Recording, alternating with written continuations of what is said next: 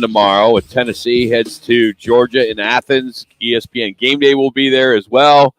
And joining us now, if you've been listening to myself and Minuch over the years, Minuch is Minuch because of this guy. I mean, it's pretty obvious. Wholeheartedly agree. Wholeheartedly, as he coached him at Kansas State, left there, ran Marshall, also head coach at Georgia. He's in the College Football Hall of Fame. We always love catching up with him. Jim Donnan joins us now on Rock and Minuch with Jimmy B. Coach Rock, along with Minuch, how are you? And that is Rock, Coach. That's Rock. There he is. Yes, yes.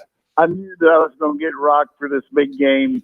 I mean, he's a big game guy, So I really feel honored to be on with you guys at the end of the day here because I've had a couple ESPN hits and CBS guys, and Feinbaum too, but save the best for last here. I mean, everybody thinks I know about what's going on, and I really don't, but they just come on and make me feel good anyhow. But two good teams going to be playing here tomorrow, that's for sure. Yeah, are you buying into what seems the Tennessee hype out there? A lot of people are on that bandwagon right now. No, I'm not buying into it, mainly because this is a team that almost lost to Pittsburgh, who lost to Georgia Tech. Yeah, and and when they played Alabama had 17 penalties, and they still scored 49 points on them. So we got a lot better offensive line, a better secondary, a more established quarterback than Pittsburgh, and maybe not Alabama for sure, Heisman Trophy guy, but. I think they're a really good team, and they're on the, give them a lot of credit. But, we've only lost one game in 3 years in the stadium, so it's a big home field advantage. If we stink it up and don't play like we're capable of, they can certainly take us tomorrow. But I think it's going to be tough for them to come in Sanford Stadium and beat Georgia. Coach, you taught me very, very well about breaking defenses down, breaking personnel down, so I take that to both sides of the ball, and I look at Stetson Bennett. He's averaging versus top 25 opponents, Coach, and I'm sure you know this already, 80% completion percentage. He's averaging 368 yards passing, 2 touchdown passes per game as a QB rating of 201.7. That's versus top 25 teams. Why is he not getting the national press that we think he should versus all these teams and having such great numbers?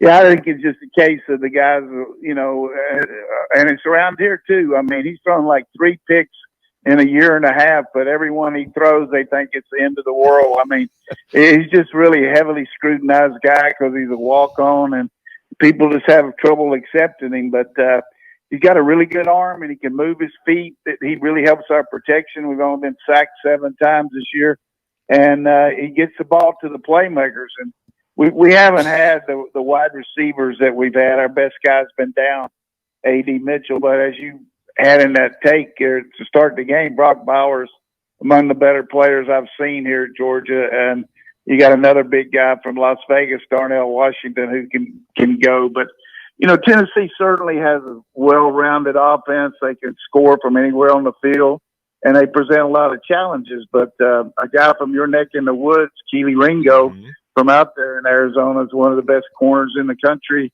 I think he'll fare well against these guys, and we've got 2 really good safeties helping in the back end.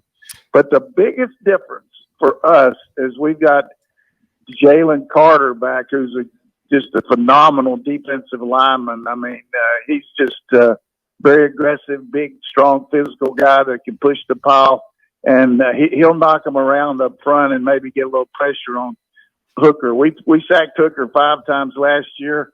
I don't think we'll do that this year, but we certainly pressured him. And they don't have a lot of different players than they did last year.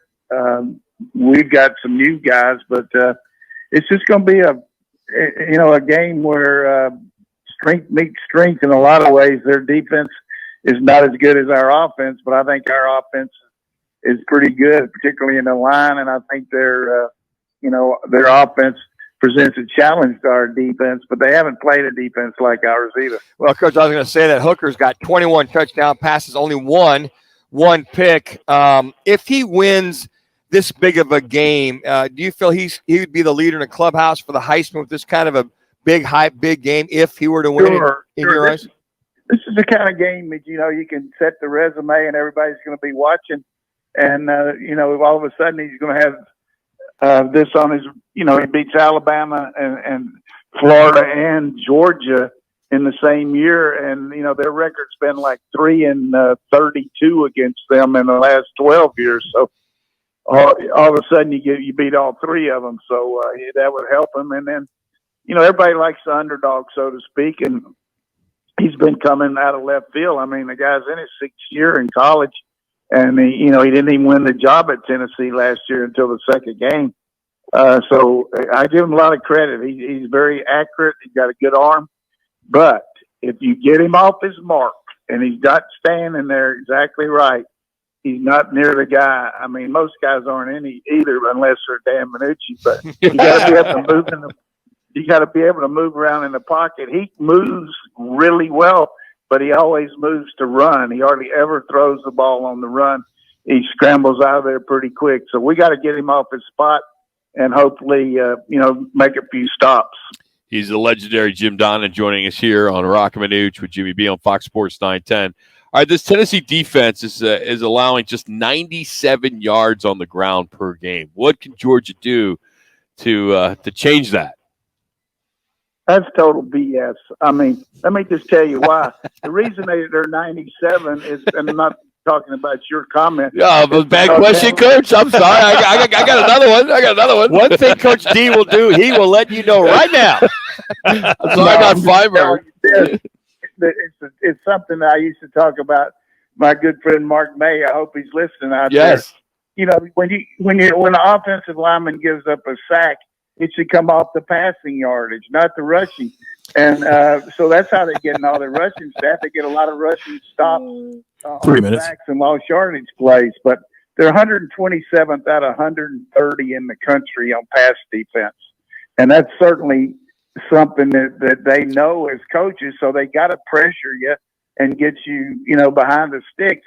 Plus, they've been in an advantageous situation all year because they don't have to stop everybody cold, because their offense is averaging so many points. So the biggest mismatch in this game is our O-line against their front seven as far as just giving up lost yardage plays. But I think our receivers against their secondary is a little bit more than theirs against ours, because they're 127th out of 130 schools.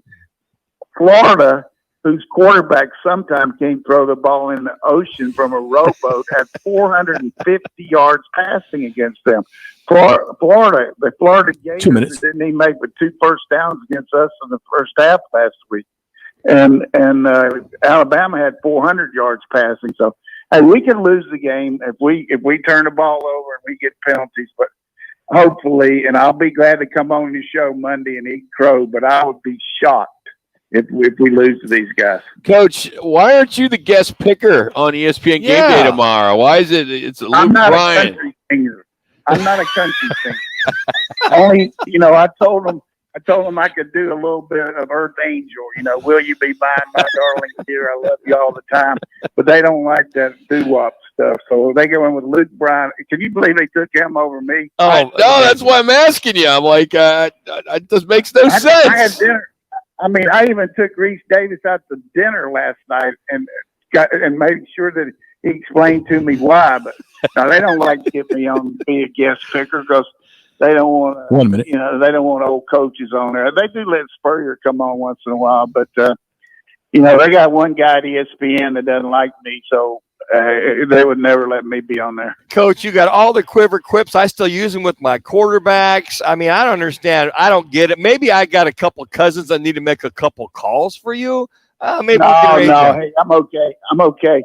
But I was on Feinbaum today, and we had a good show. Talked a little bit about everything. But I know all the fans out there probably think I'm on something they don't sell in stores, talking about how good Georgia is. But I'm just promising you one thing.